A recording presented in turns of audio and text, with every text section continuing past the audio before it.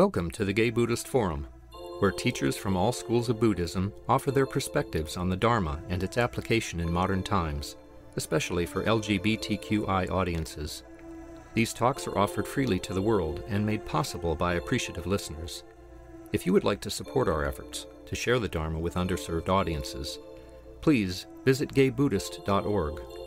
There you can donate, find a list of upcoming speakers, or enjoy many hundreds of these recorded talks dating back to 1996.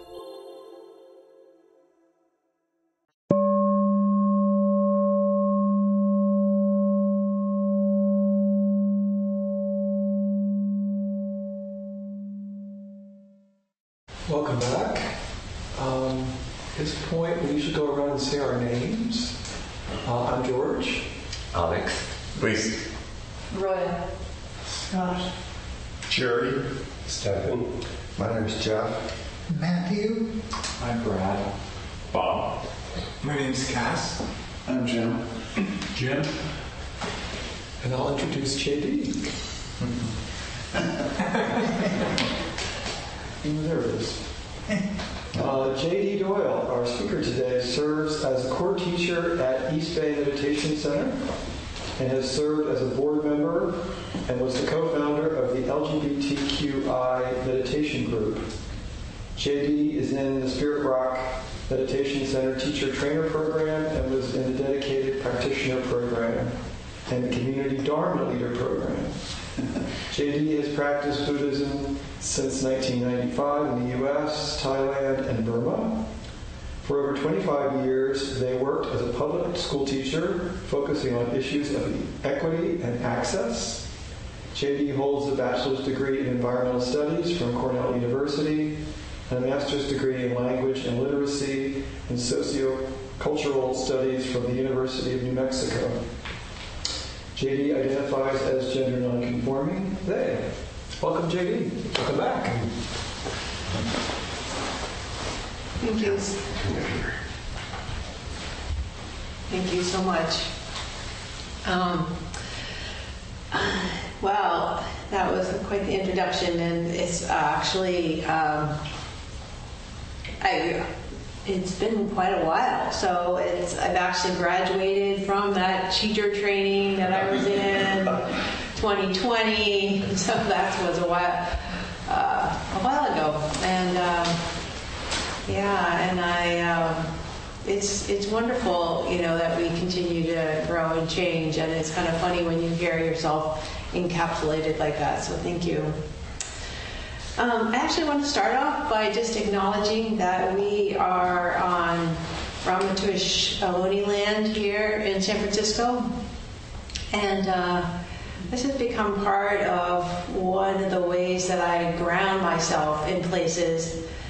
And partly because I have learned about how important it is for me to honor those people who have come before me and those people who will come after. And so this is part of this way I see myself as how we inter-are, as Thich Nhat Hanh has said. And so I just really want to honor the Ramaytush Ohlone here in San Francisco.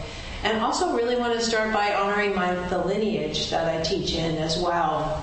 First, I want to honor that I have a very queer lineage, and that I was started learning about Theravada Buddhism through an amazing teacher in New Mexico, Eric Kolbe, who it turns out grew up near where I did in New England. And so we both found our way to New Mexico. And then I also had another queer teacher, Arita Weissman, who many of you know, and then Larry Yang. And so I've had many teachers, but I really want to honor not only this lineage that goes back 2,600 years, but this lineage of queer teachers that has taken these liberatory teachings and specifically named how we as queer people can use and can explore and integrate these really amazing teachings into our lives. So I wanted to share today about kind of this way that we can have a radical reorientation to our lives, how we orient ourselves in our lives. And so I am interested in this because it feels so disorienting right now. Everything feels like there's so much. And so it just feels like, climate crisis, histories and legacies of racial injustice, the attack on trans folks, the attack on, women. There's just so many ways that there's just all of these, crises just boiling over, if you will. And so this reorientation is like, how do we both claim our ways of living and let go at the same time? So any good Buddhist will know there's you can't, it's like some sort of koan in there. You have to have a perplexion to kind of get started. It's also very queer, so it's wonderful we're here. So I had a really amazing opportunity the last couple of months that I was able to teach and practice in New Mexico at a retreat center called Vallecitos, a little valley. And it's up in northern New Mexico in the middle of the Carson National Forest. And so one of the things about that being able to practice is the night sky. And those of us who live in the city, the night sky is something that gets obscured so often by the lights and the, clouds, just everything. And so just the thing that I'm really holding or really allowing to sink in is the night sky and practicing in northern New Mexico. And the first retreat was an LGBTQIA retreat and the last night there we had a song circle, and it was so beautiful. It was a community-led song circle where the teachers just opened it up and the community led it. And at one point, the moon rose up and we all got quiet and just watched this valley hold the big moon and the amazing just power of just pausing and being with this cycle of nature of which we are a part, and this way that we can orient ourselves. And then the other thing that happened during that song circle was at one point there was this coyote call and response. It was amazing. We were singing and then the coyote started howling and then we chanted some more and then the coyote started howling. And really, these connections that we can have to other than human world is really extraordinary. And then I was able to go back just this month, so I've been back a couple weeks ago. I was out there, and not only was I able to watch the moon rise a number of times, but on the night of the full moon, the harvest moon, I was actually woke up early enough in the morning that I was able to watch the moon set, the moon rise and the moon set.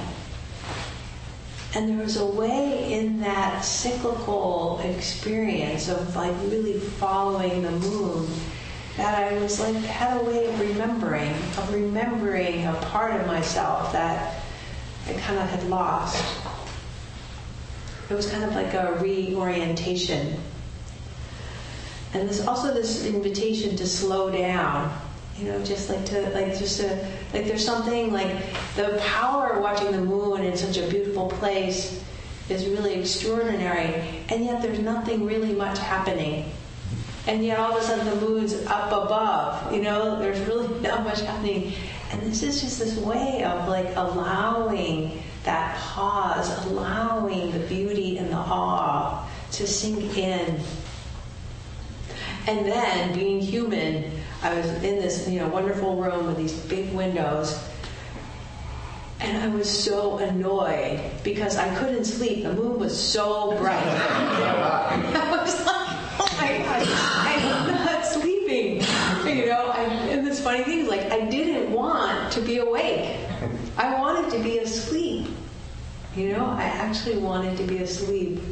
And it was like that for many nights because the moon was really quite bright. And I was really thinking about this as this way of wow, it's okay if I'm not sleeping all through the night. It's okay. What is there for the moon?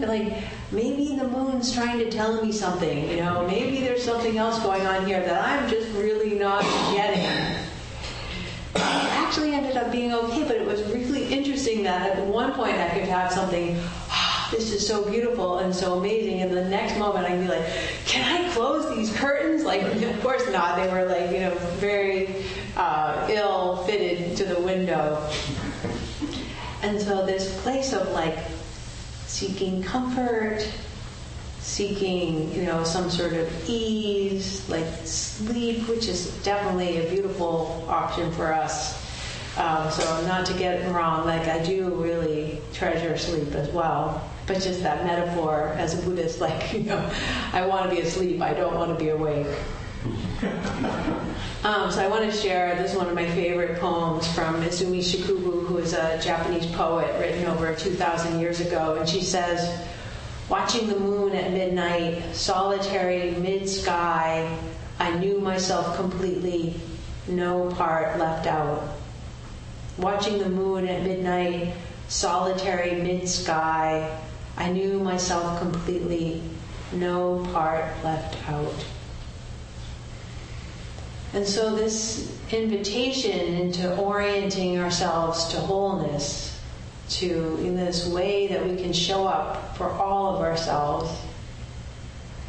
And I love this little poem because, the moon is so solitary, and yet it's connected to everything.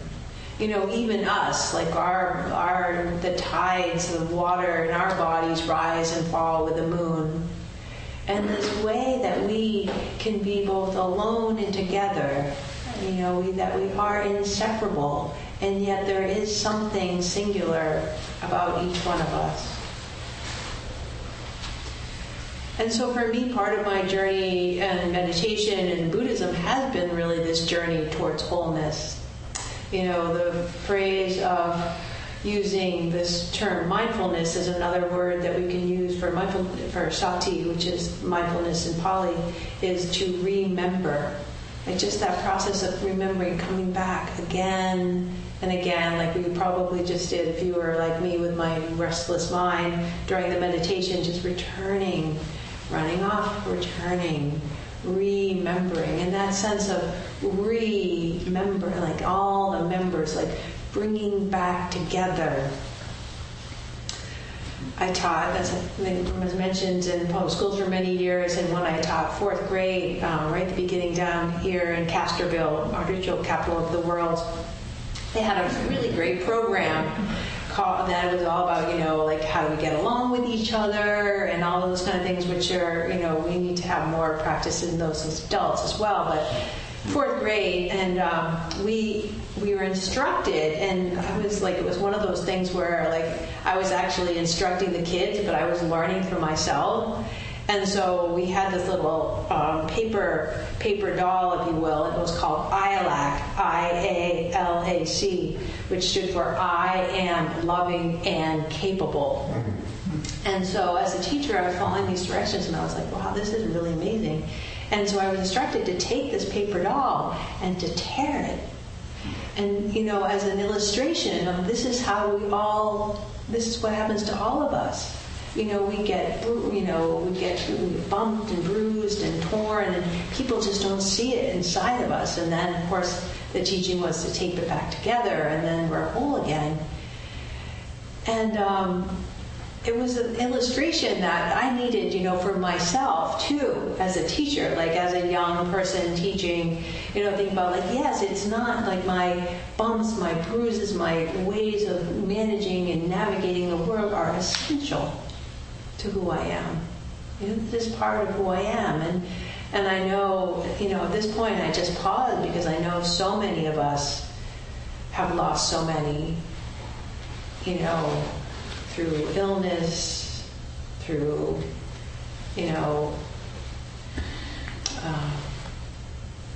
addiction, through all sorts of mental impacts of being and making our way in this world. So those of us who can remember, hold, and bring these parts of ourselves together, know that we are not whole other than with all of this. And that we actually carry with us some of these people or beings or that we may have lost. We are whole with them.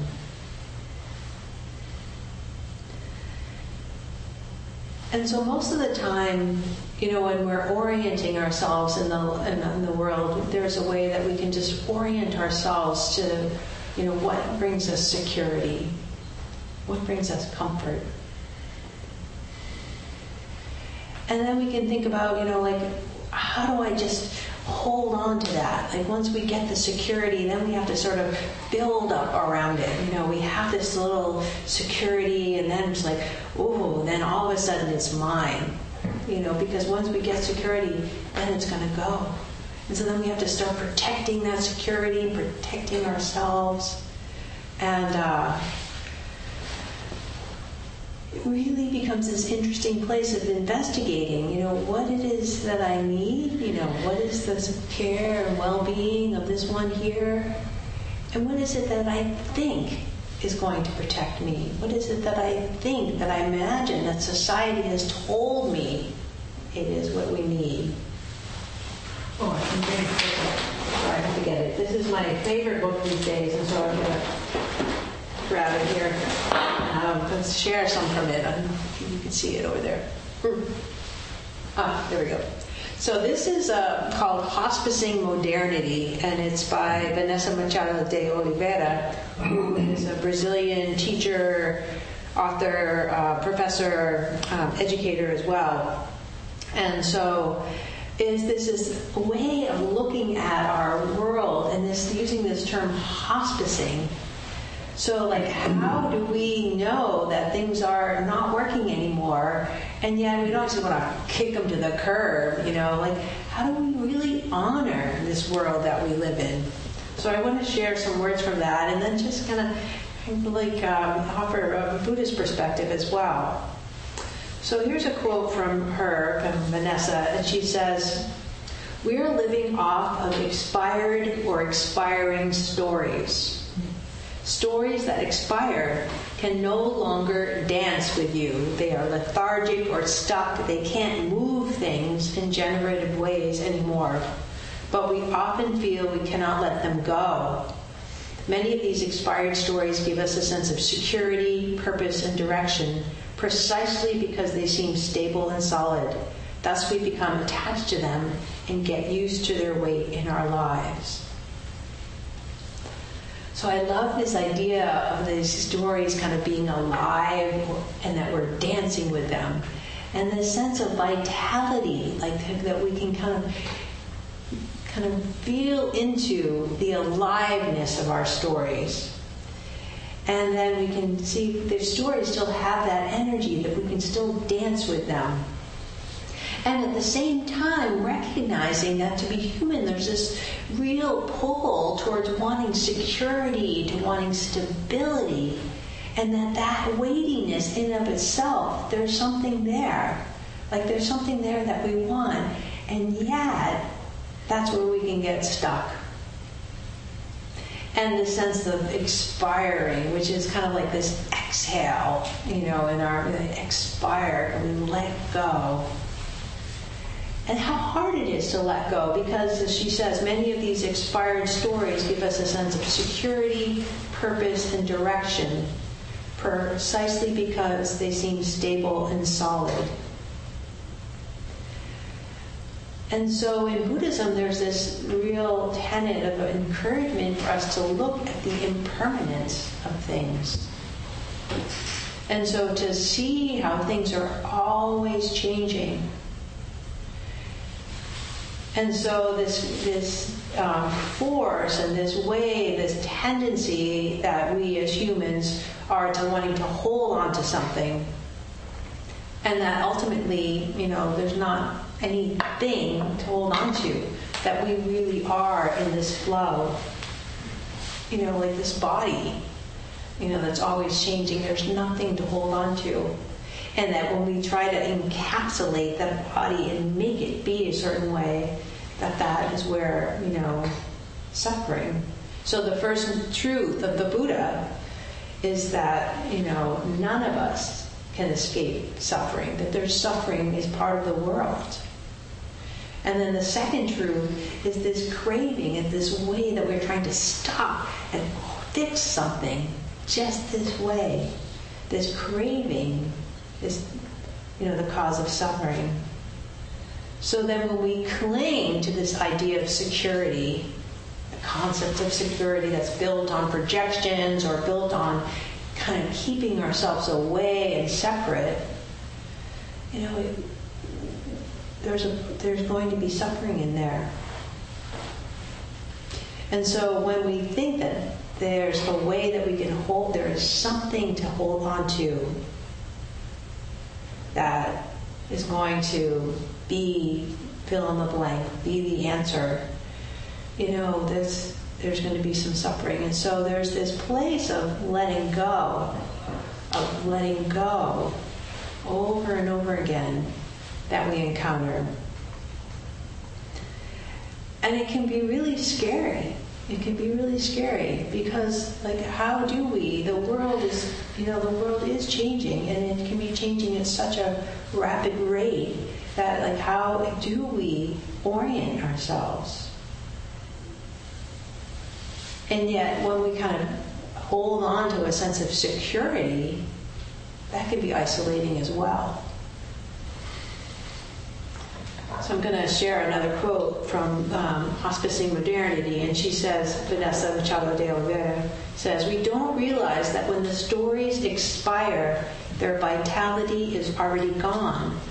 And if their vitality is gone, we're also stuck because our vitality comes partly from the stories moving things in the world within us. If we want to get unstuck, we need to put these expired stories to rest. But before that happens, we need to prepare to receive their final teachings, which are the deepest, gloomiest, and sometimes also the funniest. The next step is to figure out a way to release the stories and for at least a minute to sit in the mystery of the void we feared." So I think this reorientation towards vitality is really helpful because reorienting that much makes us feel alive. Because as long as we're still breathing, we're still alive. But if our aliveness comes from the body running or the body jumping or, whatever the body could do, it may not be able to do now, or even the mental capacity, if the vitality comes from this articulation of being able to say things a certain way, or the body comes from me being able to accomplish something, there's always going to be some suffering in there. But if we can come from this aliveness, and our aliveness comes so much from our relationality, our relationship to ourselves, our relationship to others, our relationship to difference, to confusion, to beauty. And so if we want to get unstuck, we can let go of these places where we're trying to concretize, that we can awaken to ourselves, to these places that, we're receiving gifts and we're like, oh, no, that's not a gift. That's the one I want over there. Let's just keep going in that direction. And I love that she says, she's a really amazing wordsmith, and she says, sometimes the gloomiest and also the funniest. I grew up Irish Catholic, so I totally relate to the gallows humor, and so I wanted to share a story about my dad. It's not that funny, but my dad died. I wanted to share the story because when I was trying to think, it was like, what would be the gloomiest and that was funniest? And I remembered the story, and so I was like, well, there we go. And so my dad died in 2005, and I was able to be there with him for much of the last few months, him and my mom. And so some of my siblings, my mom and I gathered around, and we were there with my dad the night that he died. And then after, we did all those things, and I ended up just having some time where I was alone with my father in the room, and his body had passed, and I was kneeling at the bedside next to him, and I was talking to him, internally. I wasn't out loud, but I was talking to him, and I felt like this incredibly deep connection, and I really felt like we were just communicating on this level. And then my older sister, I heard this shriek, and she was in the hall, and she looked in, she's like, I thought you were talking to Dad. And I was like, I was. You know? Of course I wasn't. And then she's like, well, the Undertakers are here. And so the Undertakers were here, and it was October, so it was the 17th of this month. And so then the Undertakers, it was so funny because it looked like they had gone to like a Halloween store, and they got like Undertaker costumes. They had these huge like trench coats that seemed too big for them, and these shoes that were like shiny black shoes. But also, I was like, oh my God, how are they going to walk in those shoes? And then they came up and they had this covering that totally looked like the 70s. They had like this, it was a denim, but it wasn't even like 100% cotton denim. It was like mixed, poly cotton denim. And they put this denim thing over my father on the board, on the stretcher. And then this, and I don't know why I found this so funny, but this little denim had a little pocket on it in the front where they put the death certificate. And so then they carried, so the stairway was kind of had a couple turns in it, and so then these guys in these big jackets carried this, my dad down the stairs, and I was just like, oh my God, they're totally gonna drop him, because they were like, it looked like they just pulled a couple guys off the street, and these are your clothes, and come on up and do this, we need some extras. But it was just really funny because it was just like this, it just felt so incongruous to this experience that I had been having on this other plane moments before, to have these guys come in and put this, fake denim thing on my dad and carry him down the stairs and out into town, And it was really, really funny just to have this image in my head, and I was just like, and yet, that's what happened. And so there was a way that intimacy, just allowing, this process of being there with my dad's death, which was, nothing that I ever wished would happen, but I don't have any control over, has provided me with a way of knowing in the world that I wouldn't otherwise have access to. And I know a lot of you have sat through and been side by side with people or beloved beings in death. And it's not anything that we wish, and yet if we can show up for these times, it's like adding compost, to your flower garden. Like, it doesn't smell very good, but the flowers, wow, they love it, And so can we in this orientation begin to not shy away from that which is uncomfortable? Can we bring this wholeness, share these stories?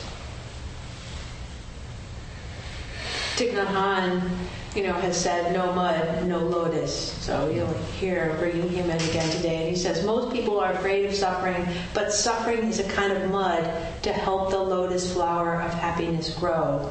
There can be no lotus flower without the mud. Most people are afraid of suffering. That's part that we can't bypass, because fear is a really important thing for us to know. And at the same time, it's important for us to know when we shouldn't believe it. So some things are important for us to be afraid of. We wouldn't be alive if we didn't know fear.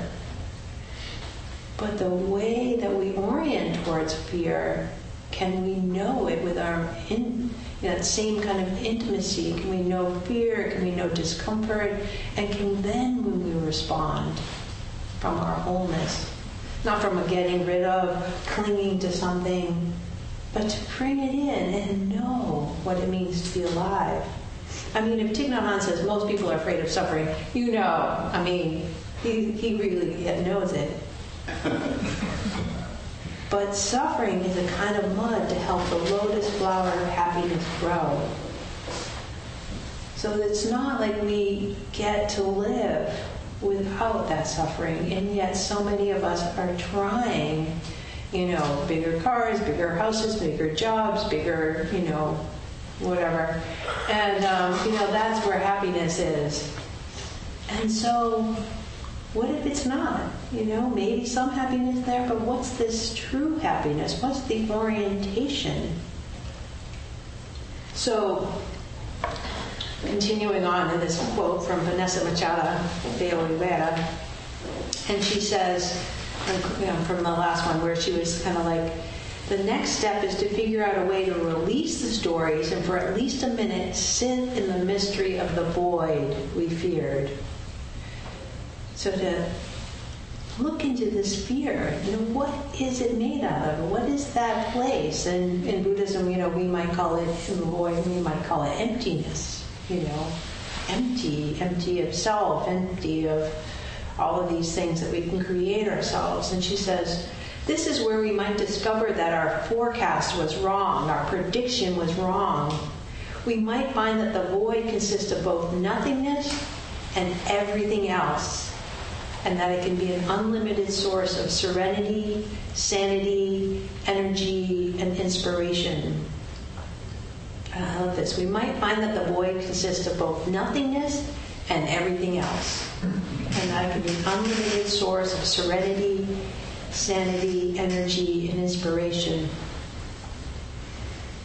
And I find this sentence about being both nothingness and everything else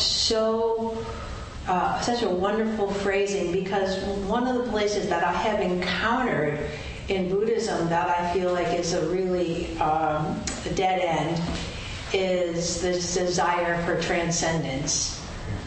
This place of like that moment in your meditation, or that moment with the full moon, or that moment where we recognize that there's an emptiness there.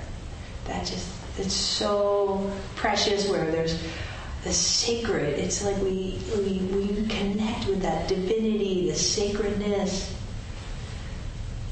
And at the same time, on the other side of that coin, inseparable from that is everything else. But if we try to hold on to that transcendence, just like anything else, if we have a preference for transcendence, it's also a preference. It's going to go away. And I'm sure there's many people here who have also found the emptiness in everything else. Like in the midst of it all, can we also find that preciousness? Can we also find that exhale, the inhale, that breathing place of serenity in the midst of it? And so this place of needing them both, all of us are here, we spend 30 minutes in silence and stillness, so we know there's that value to that. And in our culture, that's not always valued, and so it really is important that we find those times to watch the moon, to walk the dog, to go to the ocean, to look at the sky, to be quiet. And then also recognize when we want to hold on to that too. And different ones of us have different, makeups. I spent my 20s spending at least 2 or 3 months of the year in the backcountry in New Hampshire so that I could make it through college, Like, we all have different needs. And so this body needed to get away from people and be with rocks and trees and mountains, and it still does. And some other people, you see them, they're at the cafe every day and they're just soaking it in and bringing it back. So we each have different ways of being in the world. Not that one is right, or how do we orient ourselves? How do we dance, as Vanessa would say? And so she says, then continuing this, she says, the last thing after we realize, this forecast was wrong, that we can hang in this voidness that consists of both nothingness and everything. And then she says the last thing is to step back into the world of stories and look for the ones both old and new that are already dancing or getting ready to dance, and that can move us towards the healing and well-being of everyone and everything eventually, whether slowly or quickly. These stories will also expire and the cycle will start again. So not giving up, allowing to see, is there still vitality here? Not just throwing it all out. Is there a little, maybe there's a few dances left in this one. And this healing and well-being of everyone and everything. And one of the things that I think that happens with stories, and you can hear it in the stories that I'm having, is that, I become the center in my stories. Like the stories, the story's about me, this is what I did, and so what is the story when we bring in everyone? So maybe it was really wonderful for me. Well, what about the rest of y'all's? What happened there? And so it's part of how we heal, how we look at our impact on everyone. And just even coming here with this computer and thinking about all of the hearts and minds and hands and bodies that went into what it means to have all these minerals encapsulated in this device, bringing me lots of joy. And how do we live in this world that is so complicated that in the moment that I'm here connecting across all these devices, we also can bring in this whole world that's not here, because they are here. And so having that integrity of this interbeing, not just disregarding the mud, but getting into the mud. Really getting into the mud with it. How do I live with integrity? How do I orient myself in the world so that we can move towards healing and well-being of everyone and everything?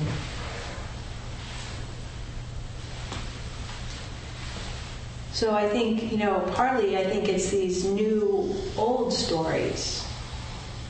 How that we can kind of look to some of the stories that haven't expired, that are still in these cycles, like the moon, like this poem of the moon 2,000 years ago. And one of the places I think a lot of the indigenous wisdom can be really helpful.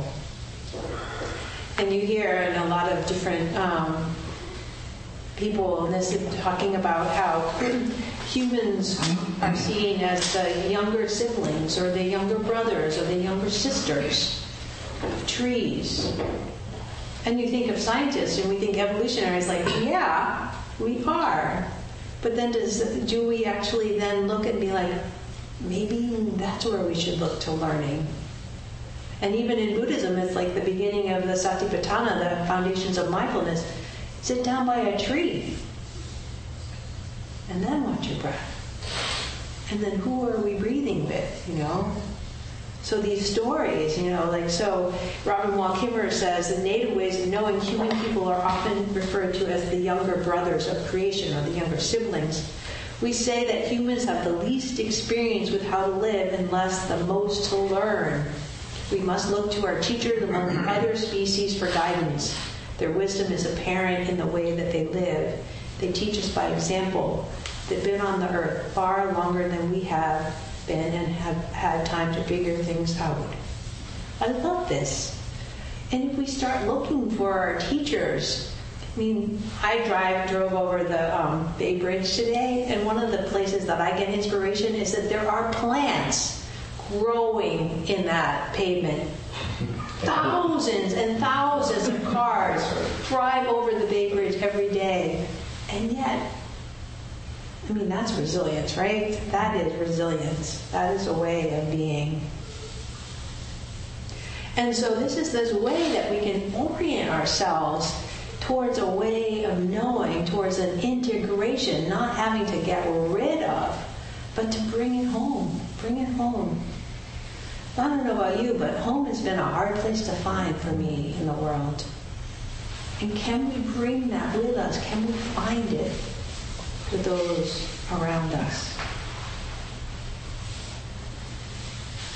Adrienne Marie Brown, who is a black woman philosopher, maybe queer, she's queer, but I was thinking maybe she's genderqueer as well.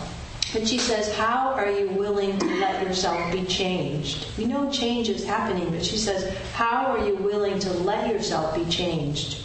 How are you willing to continue to ask questions from a place of not knowing? How are you willing to be in an experimental phase instead of a permanent phase? How are you willing to be in an experimental phase instead of a permanent phase? And I love this because, so often we're supposed to grow up, right? We're supposed to get rid of those experimental phases, sort of in the curiosity and the creativity and the awe and the wonder. And we're just supposed to buckle down, kind of get into that adult, mature sense of being. And that's one of the reasons why I'm so grateful that I've worked with kids for so long, because there is that way that we just need to keep remembering that we're in change, that there isn't a permanent phase. There isn't a permanent phase. It's all an experiment.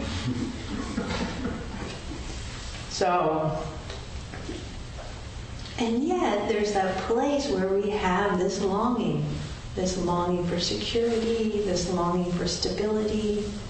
And that's where this practice of coming into the present moment with as much mindfulness, as much kindness, as much friendliness, as much self-compassion, compassion for others is where I feel like it's so important. Like knowing that we're going to wobble, knowing that the world is going to throw all sorts of things at us, can we, even in there, hold ourselves dear and hold each other dear? Sometimes that's really hard with both self and other, but can we try? Can we try, And this reorientation of how we see ourselves, and if we can see ourselves in connection, then that way of having to hold on to this security of this one here softens just a little bit. So I want to end with this quote from another author, poet, philosopher who I feel is also instructive in sort of my education about how do I reorient myself in the world. And this is from Alexis Pauline Gumbs. And she has a really small book, and it's called Undrowned, like not drowned, Black Feminist Lessons from Marine Mammals. So for those of you who have that intersection of Black feminism and marine mammals, and it's brilliant because she says, we're all going to be flooded, and marine mammals are our closest kin who know how to breathe in water, so we better start paying attention. And so it's a really wonderful book about all these different marine mammals and all the adaptations that they have for surviving. And so really thinking about, well, we are mammals, and so can we be undrowned? Can we actually swim in this world with all other beings? And so this is just one of the paragraphs from that about how she thinks we can orient in the world in a way that will support us. So she says, what is the scale of breathing? What is the scale of breathing? You put your hand on your individual chest as it rises and falters all day. But what is the scale of breathing? You share air and chemical exchange with everyone in the room, everyone you pass by today. Is the scale of breathing within one species? All animals participate in this exchange of release for continued life, but not without the plants.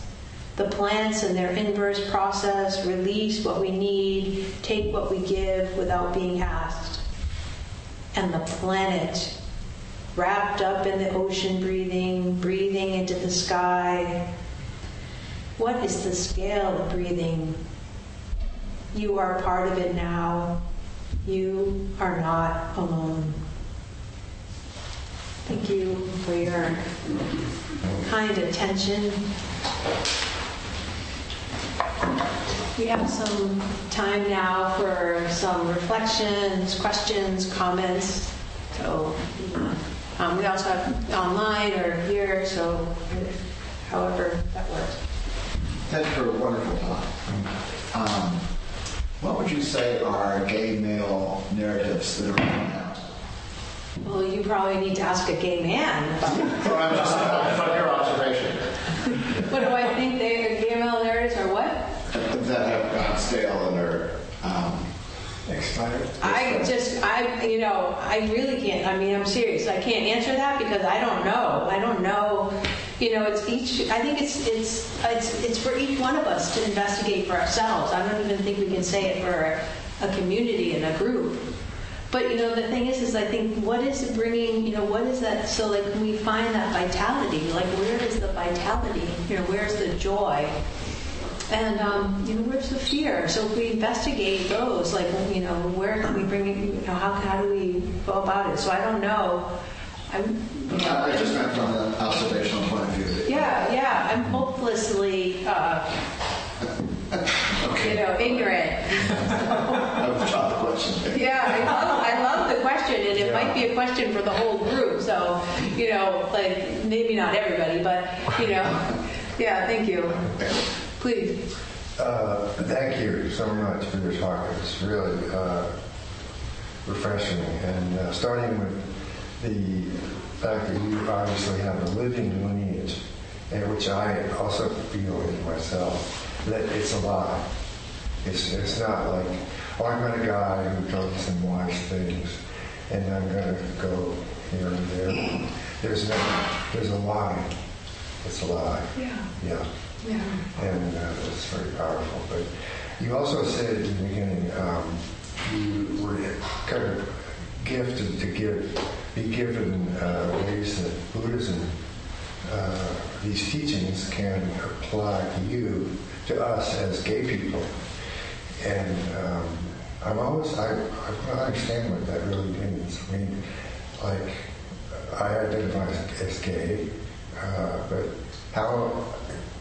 Aren't they the same teachings? Mm-hmm. I mean... Yeah, thank you for that. One of the places that I feel have been so important is this edge between transcendence and embodied. So, for example, a lot of people who are teachers of mine are straight, mm-hmm. and so they think that gender is irrelevant. They think the gender, and so, for example, I was on a meditation retreat in the 90s, and the hall was divided, men, women, so here I was sitting on the edge, and the teacher at the time, gave this talk around, like, it's as if we're watching a movie, and, the girl meets the boy, they fall in love, and then the movie stops, and it's and there is no girl, there is no boy. And I'm looking in the room, and I'm like, there sure as hell is. The boys are over here, the girls are over there. It's right here. So, like, those of us who are going through the margins, whether it's through race or gender or sexuality, we live and we know that we can't have this transcendence, that we got to bring it all in. And people who have privilege and comfort can transcend a lot easier, and they think, I'm just going to live up here in the clouds and, not in the mud, like Thich Nhat Hanh says. And so that's where I think, it's not that we have it easier or better, it's just that there's a way that the lineage gets queered, if you will. It gets kind of like informed by our ways of being. So that's where it's just a little more fabulous, I guess, Sorry, that was an easy joke. And also, though, I mean, it's so essential to how we identify, mm-hmm. right? In other words, I mean, just real quickly, I happened to, I'm taking a small group tour of people to India, to an ashram, and you were in the link of people who got sent to, and part of the process that happens is that they do this chant 12 hours a day. But they're rotating first or second, I don't know who goes first, but it's males and then females. Well, I could go with that.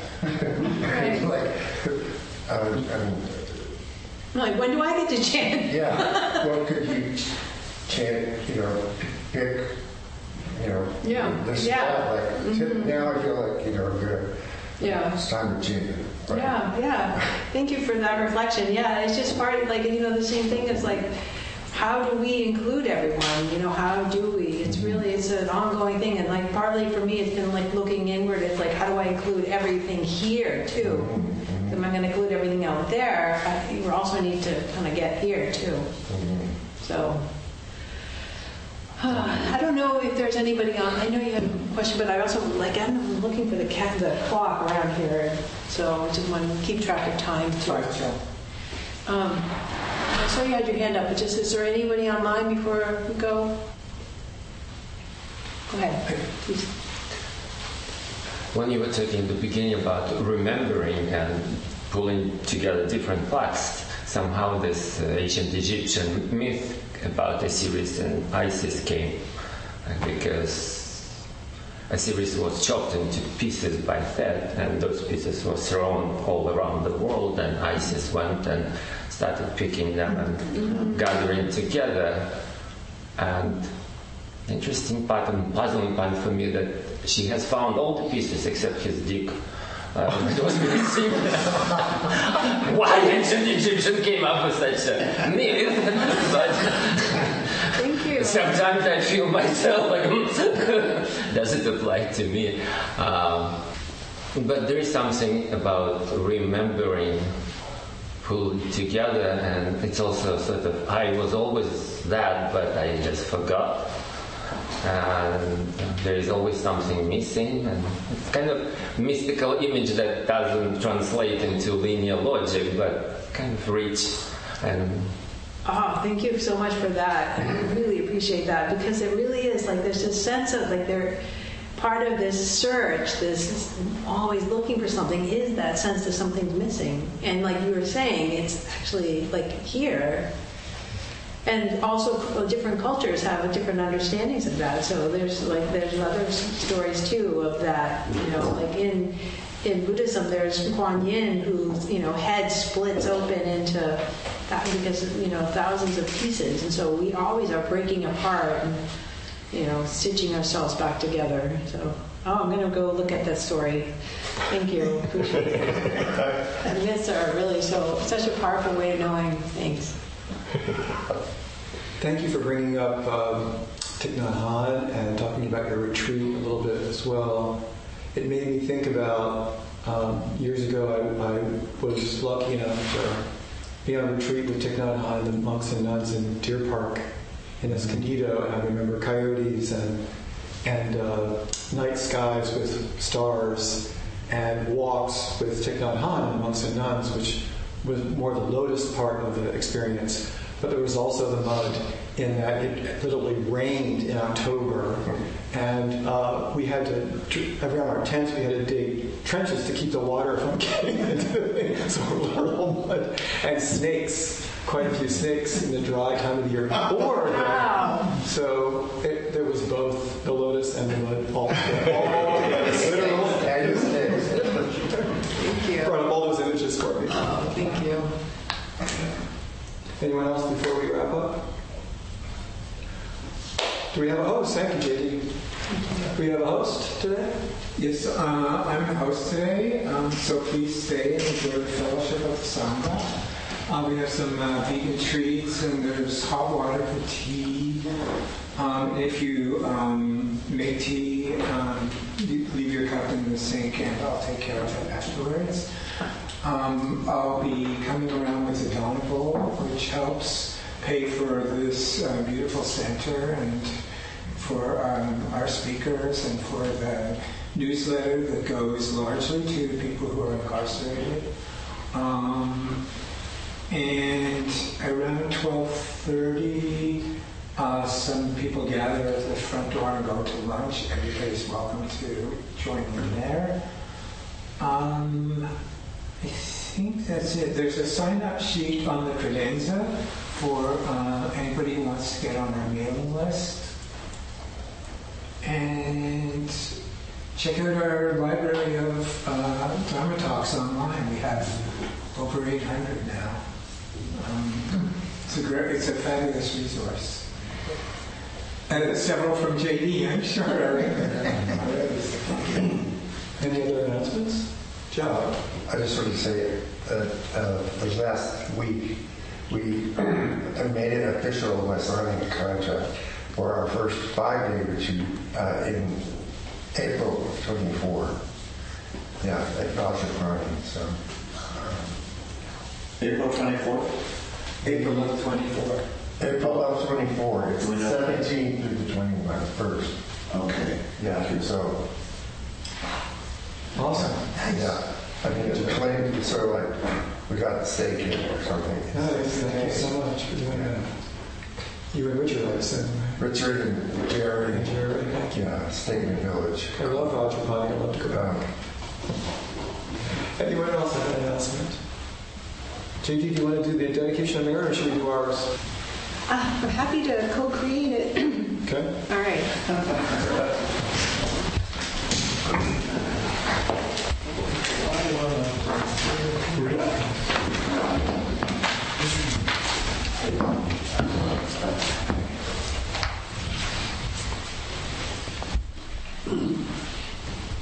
Do you want to start, shall I? Either one. All right, I'll start. You Okay. Okay.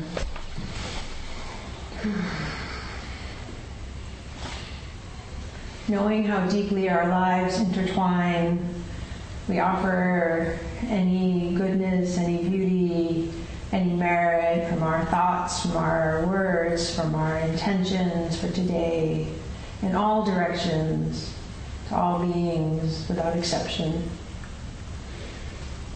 And by the power and truth of this practice, may all beings have happiness and the causes of happiness. May all be free from sorrow and the causes of sorrow. May all never be separated from the sacred happiness which is without sorrow. And may all live in equanimity without too much attachment or too much aversion, believing in the equality of all that lives.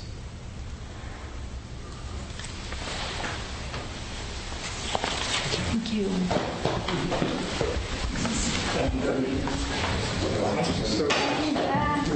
I love the story about your I'm just wondering if do you think like being on this other plane just before seeing that kind of contributed to a sense of absurdity, like just seeing the absurdity of what we live through. And so how do you trigger that, that sense? I guess I'm trying to. I mean, that's the absurdity of the world is a great word. I like that. But I mean, that's like the, with your sisters and things like that.